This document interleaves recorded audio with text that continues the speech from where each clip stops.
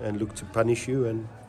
And today the two mistakes ended up costing us 2 goals. In the first half, Voyo should have just rather cleared the ball, but he tried to trap it, and Taita stole it off him, and we ended up conceding the first goal from the cross. And then obviously the second one, same scenario. You down the opposite end, you have a great chance to punish them and take the lead, and you don't, and then you get punished on the other end because you give the ball away very, very cheaply at a very, very critical moment in the game. And that's what they're good at. They're very, very good at the counter attack and the transition to punish you, and that's why we ended up losing the game today. But I thought we had our own chances. We had opportunities to get ourselves back into the game to try and make it 2-2. We hit the crossbar with a free kick from Ramala. Ramala had a shot that he should have gone across the keeper.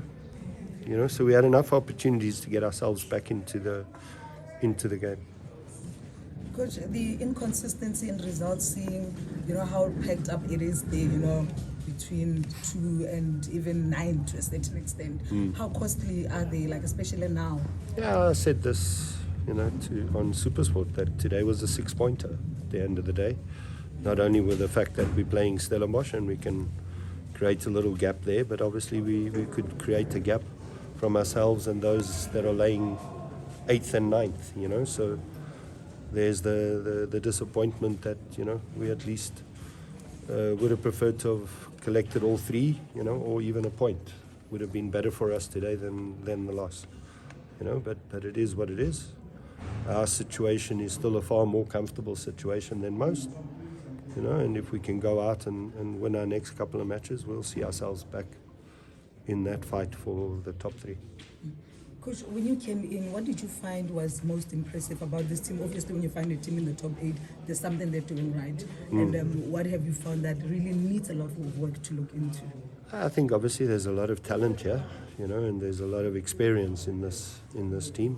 Players who've played really at the highest level at big clubs. So the talent is definitely not the issue. Now it's just about building on what they've achieved so far. And then obviously adding certain elements that I think we need to bring into our game to make sure that we stay strong and build a credible season, not only this season, but moving forward. How much work do you think you still have, Coach?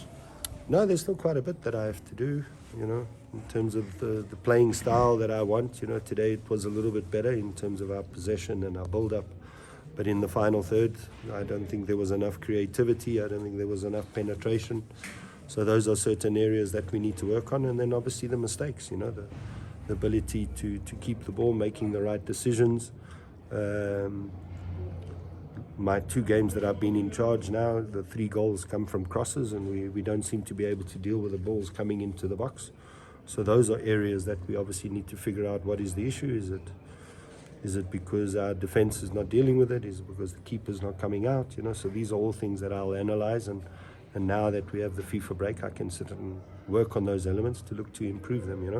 You want to be competing at the highest level, you've got to be conceding less goals, and I think over the season so far, I think that's been a weakness for Sekhukhune. Is yes, they've been winning matches, but they've also been conceding goals. So you want to find yourself at the top of the league, you've got to have clean sheets, in terms of goals conceded. Coach, there's still the Nedbank Cup issue hanging over you guys. Do you know when that game will be played? Possibly on the 28th, that's what I've heard. But as yet, it hasn't been confirmed. Coach, I just want to ask about your assistant coach. Why Mark van Heerden, Coach? Mark is somebody that I've worked with, obviously. He also now is qualified. He's got his UEFA B license. He knows my playing philosophy and my style and what I want. And I think that's very, very important.